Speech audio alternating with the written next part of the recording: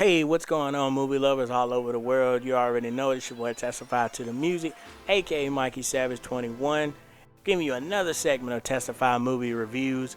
And today we're going to be reviewing the latest Pixar film, Finding Dory.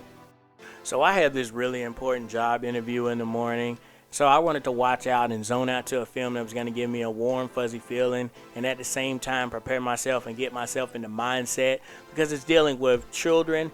So I figure, why not check out Finding Dory? It's the latest Pixar film, and I haven't been disappointed with a Pixar film yet. Well, except for The Good Dinosaur, but that's another video for another day. But this film here, my gosh, you know, the vocal talents here, getting into it, and this is going to be non-spoilers, so you don't have to worry about tuning out at any point. Alright, so how we're going to structure this review, essentially we're going to break this down into parts. First, you know, I'm going to talk about the characters and the voice acting and everything. Then we're going to get into how detailed it was in this film, you know, down to the water, to what it looked like above the ocean floor and everything, just how it all came together. And then we're going to talk about essentially some things in here that I found that really made the film stand out. But with that being said, let's get right into this. So the voice casting here was spot on, like always. You brought back everybody, and you got new characters. You have Bill Hader's new character. Absolutely loved his character. You got Idris Elba. As soon as I heard his voice speak, I knew from the get-go exactly who that was. And Bill Hader was a great asset here.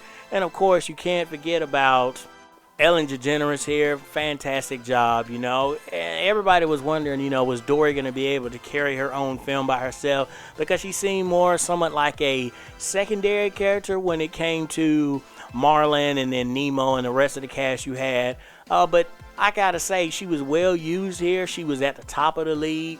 I have no complaints about DeGeneres' voice work here. Like I said, voice work was spot on here. And so, of course, you know, you have Hayden Rolence here. He's playing the voice of Nemo. The great vocal talent from Idris Elba. As soon as that sea lion came onto the screen, I knew exactly who Idris Elba was. He just has this voice that is so unique and so known that most people just, you know, they recognize his voice. It was the same thing, you know, when it came to the Jungle Book. Same thing, you know, here. He just has that voice that's very recognizable. And I know here at first, you know, I thought, well, then again, of course, you have Albert Brooks here. He's voicing Marlin like usual. You have another new character. He was played by Burrell. You got the character of Bailey. And then, of course, you have Diane Keaton. She's playing Jenny. Ed O'Neill sitting here voicing the octopus here. And the list goes on and on for the voice talent that they have here. But I tell you, when all these characters come on, you just recognize their voice right away. So I will say this, Disney, Pixar, Marvel, all of them, they know how to do perfect vocal casting. Now I want to transition to talk about how the water looked, how realistic it looked, and how the characters themselves took on a life of their own. You know, Pixar is known for drawing their human characters with this kind of somewhat 3D animation, how it essentially kind of like how they did in Toy Story 3 and other Pixar films, how they tend to draw humans. But what I really want to talk about is the water and how realistic it looked. I mean, this water looked like you were actually swimming inside of the ocean. You're down here with all these different types of fish, and the fish are all detailed and everything, and just to see them coming to life, Pixar just knows what they're doing. And water is not a easy thing to work with. I know James Wan talked about not too long ago, you know, how hard it is to work with water, and you know, because essentially you're trying to capture the flow of water, and water really doesn't have a rhythm to it. Sometimes it can change at the slightest second, you know, depending on the wind and depending on the tide and everything. So water is a hard thing to work with, but Pixar seems to have a real grasp of it in this film, and with the previous film Finding Nemo as well. So I'd have to say that's one of the best parts here is how the water looks and how realistic it looks. I enjoyed Nemo as well, and the scenes with him, he was really utilized a lot in this film. We got some growth out of him. We even got some growth out of Marlin as well. And that's what I love to see about these animated characters. But I want to see, you know, growth, and I want to have a good story with good plot and good cinematography and everything that goes into it, but at the same time, you want the characters to mature. You see yourself in some of these characters, and you want to see them grow and get stronger. Like Marlin's whole thing was not worrying so much about Nemo and letting him grow up and do things for his own, and that his disability, which would be his little fin. Then you have Nemo here overcoming, his disability, and this is all from the first film, Finding Nemo.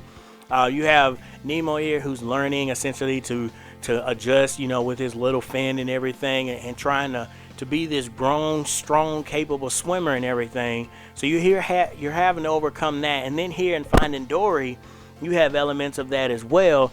Here you have Dory, who essentially has this somewhat disability where she has short-term memory, and she's trying to overcome this so she can eventually, throughout the film, she's trying to learn how to get better use of it, and she's constantly telling people that I suffer from short-term memory and everything, but she's learning to use that in a positive and creative way, and I really like that.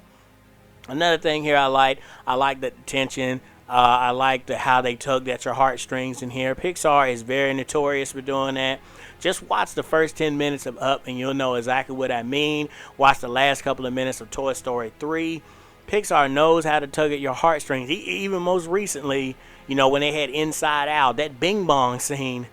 Oh gosh. Bing Bong. Oh gosh. I just started crying because of Bing Bong.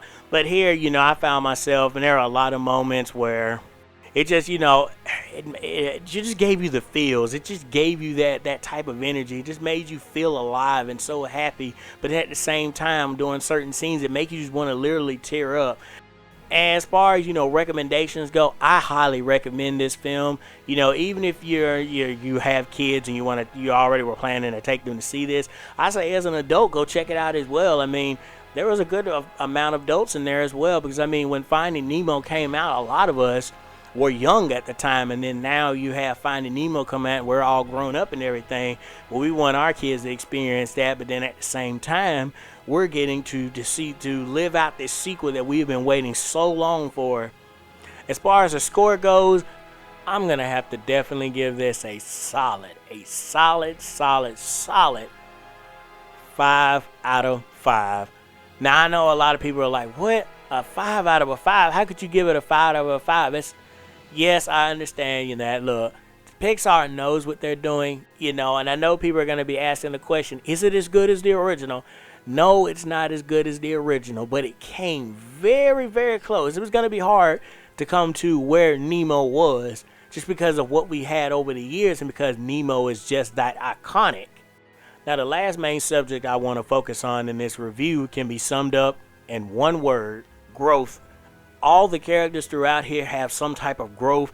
They have some type of disability. Something's wrong, but they learn to utilize that disability and learn to overcome that, and they learn how to overcome their obstacles. And to me, this was simply the director just telling us, no matter what kind of disabilities or what kind of troubles we might have or what kind of issues we might have, we can't let those hold us back. We have to just keep swimming, as Dory says. Just keep swimming here and just keep moving forward, and don't let those stop us from achieving our goals.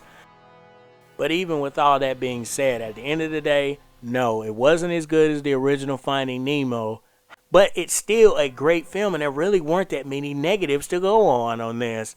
So yeah, I'm going to have to give this a solid 5 out of a 5. But with that being said, guys, I'm going to go ahead and wrap this review on up. But before I go, I got to ask, what did you guys think of the film? Have you seen it yet? Do you plan to see it? I hope you do, because believe me, you want to see it. And make sure you bring some tissues with you. But yeah, let me know what you guys think about the film in the comment section below. I'm curious to know.